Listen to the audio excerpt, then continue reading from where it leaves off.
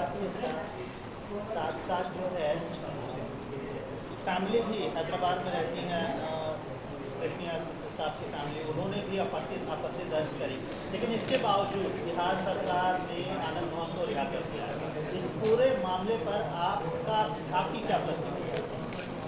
मेरा मानना यह है कि 5 दिसंबर 1994 के दिन दलित आईएएस ऑफिसर जनाब कृष्णा साहब की एक मॉब के ज़रिए उनको मारकर और उनके सर पर गोली चलाकर उनकी हत्या कर दी गई थी जब उनकी उम्र 37 साल की थी। तो ये बिहार सरकार का फैसला दोबारा कृष्णा साहब का मर्डर है। ये सेकंड टाइम कृष्णा का मर्डर हो रहा है जो फैसला बिहार सरकार ने लिया है। और अफसोस की बात यह है कि बिहार के जो आईएएस ऑफिसर्स हैं, उनका एसोसिएशन है, वो बिल्कुल खामोश बैठे हुए हैं। और तीसरी बात यह है कि बिहार की सरकार और ख़ास तौर से मुख्यमंत्री, वज़ीर आला जनाब नीतीश कुमार और आरजेडी के नेता तेजस्वी यादव ये भूल रहे हैं कि उस वक्त किसकी सरकार थी। क्या लालू प्रसाद यादव ने आकर कृष्णा साहब की विडो से नहीं मिला था एयरपोर्ट पर? और जिस शख्स को एक आईएएस ऑफिसर की हत्या का कत्ल का इल्ज़ाम है, उसके लिए आप जेल मैन्यूल को अमेंड करते हैं, प्रिजनर मैन्यूल को, और मर्डर ऑफ पब्लिक सर्वेंट के क्लॉज को निकालते हैं आप।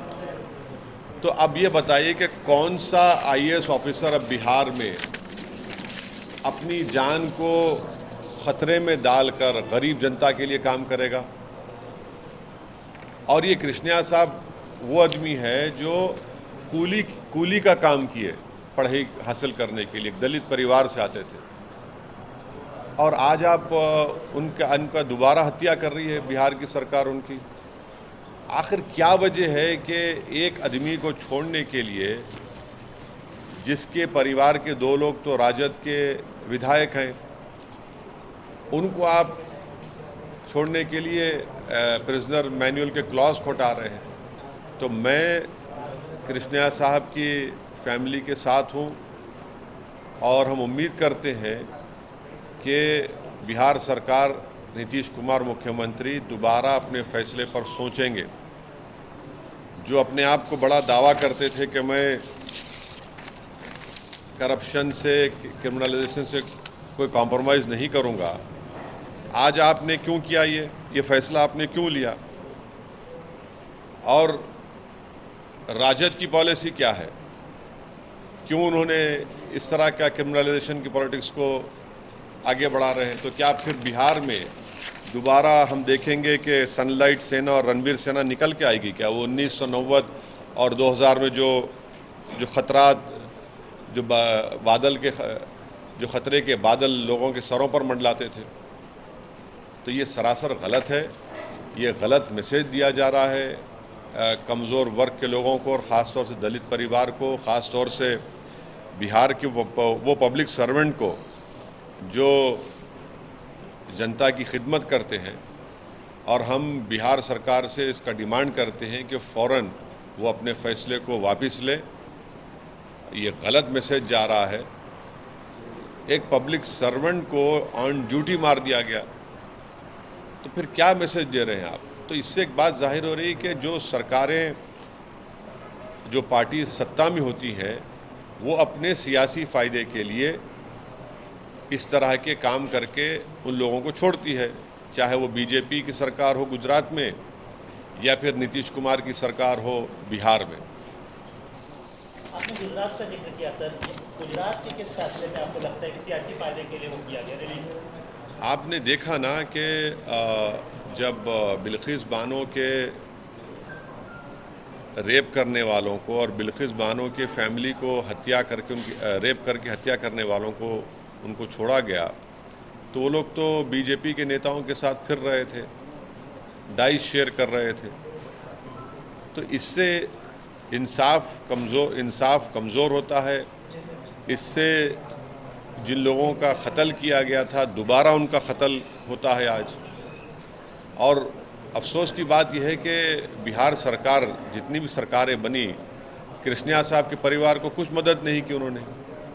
आज एक बेवा, एक दलित बेवा जो है, अपने पति के इंसाफ के लिए, अपने पति के हत्या करने वालों के लिए आज एक अकेले बनकर खड़ी है। तो ये जो सामाजिक न्याय की बात नीतीश कुमार और आरजेडी करती है, कौन सा सामाजिक न्याय है आपका? ये कहाँ का सामाजिक न्याय है आपका? आपका कोई सामाजिक न्याय नहीं है। आप कमजोरों के साथ नहीं है, आप ताकतवरों के साथ है। आपकी नज़र में कमज़ोर सबसे आगे नहीं है, बल्कि ताकतवर सबसे आगे है आपकी नज़र में। ये बहुत गलत फैसला है और इस फैसले के खिलाफ हमारी पार्टी है। हम डिमांड करते हैं कि बिहार के मुख्यमंत्री नीतीश कुमार साहब दोबारा इस पर सोचकर ये जो अमेंडमेंट किया गया प्रिजनर मैनुअल क्लॉज में, उसको वापस लिया जाए। वरना कोई बिहार में या कहीं भी देश में कोई भी सिविल सर्वेंट ये इस फैसले के बाद वो दोबारा सोचेगा कि भाई मैं काम करूं ना करूं, और आप सर पे गोली चलाते हैं, गाड़ी रोककर कृष्णिया साहब की गाड़ी को रुकाते हैं, निकालकर उनके गार्ड को मारते हैं। तो ये बेचारा कृष्णिया अपने गार्ड को बचाने के लिए दौड़ता है तो पूरा उन पर पलट दिया जाता है। आप क्या मैसेज दे रहे हैं पूरा, कि सिर्फ अपने सियासी फायदे के लिए अगर आप इस तरह करेंगे तो आप तो अपनी सत्ता को गरीबों के और कमज़ोरों के इंसाफ के लिए नहीं कर रहे हैं। भाई संविधान में जब जस्टिस की बात की गई है, डिग्निटी की बात की गई, तो भाई इन कमज़ोरों के लिए इंसाफ और डिग्निटी कहाँ है फिर बताइए? कृष्णा साहब की पत्नी का आरोप है कि खास जाति को के वोट बैंक को लुभाने के लिए नीतीश सरकार ने फैसला लिया है। चुनाव होने हैं जल्दी ही, उस चुनाव में सियासी फायदे के लिए खास जाति के वोट बैंक को लुभाने के लिए फैसला लिया गया।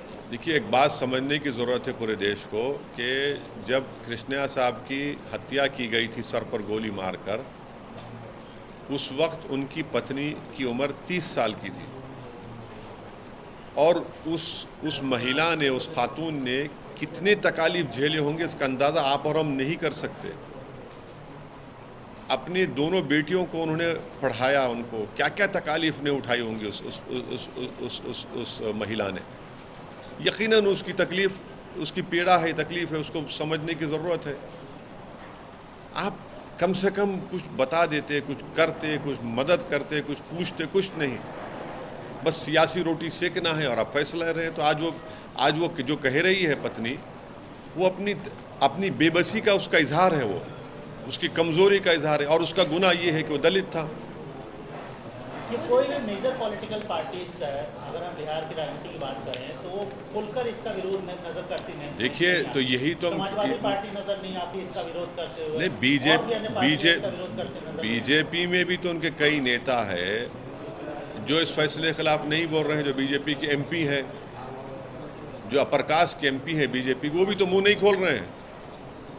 यही तो हम कह रहे हैं, मरने वाला दलित हो या मुसलमान हो, रेप होने वाली महिला दलित हो या मुसलमान हो या आदिवासी हो, और इनका जो हत्या करते हैं और रेप करते हैं, तो उनको चाहे बीजेपी की सरकार गुजरात की हो या बिहार की नीतीश कुमार की सरकार हो, और नीतीश कुमार सारे देश में फिर रहे हैं अपोजिशन यूनिटी के नाम पर और अपने आप को प्रधानमंत्री का कैंडिडेट बता रहे हैं।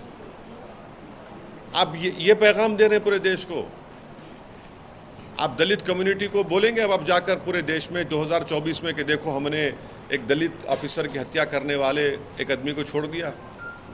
कौन सी अपोजिशन? हम यही तो कह रहे हैं कि आइडियोलॉजी पे फाइट करिए बीजेपी से। आप नहीं करना चाह रहे हैं। जो काम बिल्किस बानो से किया आपने आज वही कर दिया यहाँ पर कृष्णिया के खातिलों को छोड़कर। जिस तरीके से जो है कह रहे हैं कि 15 साल या 14 साल जो उन्होंने सजा काट ली, एक तरीके से कंपेयर किया जा रहा है कि उनके परिवार ने भी यही सब कुछ झेला है जो कृष्णिया की परिवार ने झेला है। क्या सुनिए, एक महिला जो अपनी ज़िंदगी के प्राइम में विडो हो जाती है, और विडो नेचुरल कॉजेस से नहीं होती, उसके पति को ये उस वक्त के पॉलिटिकल लीडर अब गाड़ी उसकी रोक कर, उसको उतार कर, उसके गार्ड पर हमला करते हैं। ये दलित आईएएस ऑफिसर कृष्णा अपने गार्ड को बचाने के लिए जाता है तो उसके सर पे गोली मार के हत्या कर दी जाती है। इसको समझिए आप लोग। क्या वो महिला के पास वो शौहर मिल गया, उसको बताइए। और याद रखिए, ऑन ड्यूटी गवर्नमेंट सर्वेंट था वो, एक सिविल सर्विस था, एक दलित परिवार से कूली की तरह कृष्णा काम करके ऊपर गया, इन सर्विस ऑन ड्यूटी था, उसका मर्डर हो जाता है। बास क्राइम्स के लिए तो आपको इस तरह का पॉलिटिकल डिसीजन कैसे लेते आप? ठीक है, दूसरे हैं जो 20 साल 16 17 साल 24 करे, समझ सकते हैं हम। भाई एक तो सर्विस में था ना, ऑन ड्यूटी ऑफिसर था। क्या मैसेज दे रहे हैं बिहार के आईएएस ऑफिसर्स को? क्या मैसेज दे रहे हैं बताइए आप? चाहे वो किसी समुदाय के हो, कि अगर मारने वाला पॉलिटिशियन होगा और ताकतवर होगा तो फिर चलो चंद साल गुजार लो जेल में, पेरोल पे निकलो, अपने बच्चे के एंगेजमेंट में शिरकत करो और फिर तुमको छोड़ दिया जाएगा। ये तो जस्टिस सिस्टम का, रेमिशन सिस्टम का एक मजाक हो रहा है। कंपैरिजन ठीक है, जिस तरीके से वो कह रहे हैं, समर्थन कर रहे हैं कि दोनों ही तरफ जो है गलत हुआ है, दोनों ही परिवारों ने झेला है, तो मतलब दोनों का कंपैरिजन कर रहे हैं। नहीं, दोनों परिवारों ने नहीं झेला है। एक परिवार ने अपने फादर को, अपने पिता को खोया, एक परिवार की महिला ने अपनी पत्नी को खोया और 30 साल की उम्र में विधवा हुई। क्या क्या तकालीफ उस महिला ने झेली होगी अपने उस दोनों बेटियों को पढ़ाने के लिए, उनको आगे बढ़ाने के लिए। दूसरा परिवार जो था, उन्होंने क्राइम किया, उन्होंने हाथ रोककर गाड़ी से उसको उतारकर उसके गार्ड को मार रहे थे, तो ये बचाने गया अपने गार्ड को तो सर पे गोली मार दी। आप और समझिए कि दलित परिवार है ये। हमारे देश में सबसे कमजोर अगर कोई है तो दलित, मुसलमान, आदिवासी है। आप क्या मैसेज दे रहे हैं? नीतीश कुमार जो पूरे देश में फिर रहे हैं अपोजिशन यूनिटी के लिए, आप क्या मैसेज दे रहे हैं भारत के दलितों को कि जिसकी लाठी उसकी भैंस? अफसोस की बात। सर एक और मुद्दा है सर, कल छत्तीसगढ़ में नक्सल अटैक होता है, उससे पहले पुंछ में आतंकी हमला होता है, उसके ऊपर आपका क्या रिएक्शन है? नहीं, वायलेंस की, जहां कहीं भी वायलेंस हो हम उसका कंडेम करते हैं। और जो छत्तीसगढ़ में हुआ अफसोसनाक है। इतने पुलिस के ओहदेदार उसमें मारे गए। पूंछ में हुआ तो फिर ये सवाल भारत के प्रधानमंत्री को, उनकी सरकार को देना पड़ेगा, क्यों हो रहा है ये? क्यों पाकिस्तान से आतंकवादी आ रहे हैं? क्यों उनके पास इस तरह के हथियार हैं? कैसे हो रहा है? आपने तो कहा था कि 370 के हटाने के बाद तो अब तो पत्थर भी कोई नहीं फेंकेगा, तो फिर ये क्या हो रहा है? तो सरासर जिम्मेदारी बीजेपी की सरकार की है जो ये पूंछ में हुआ। तो एक ये महाराष्ट्र के छत्रपति संभाजी नगर में हुआ है, जहाँ पर मैं उस पर इम्तियाज जलील साहब उस पर आपको अपना रिएक्शन देंगे। वहाँ के एमपी है वो। लोकल बॉडी उत्तर प्रदेश में आप चुनाव में, हाँ, लोकल बॉडी के इलेक्शंस में उत्तर प्रदेश में चुनाव में जाऊँगा। कुछ सीट्स वगैरह डिसाइड किया? नहीं, वो तो शौकत साहब हमारे प्रेसिडेंट ने फैसला लिया है। कैंडिडेट हमारे इलेक्शन लड़ रहे हैं और मैं भी जाऊंगा, हमारे पूरे लोग जाएंगे, लड़ेंगे। कर्नाटक में आप जा रहे हो? हाँ, कर्नाटक जा रहा हूँ, बिल्कुल। Thank you.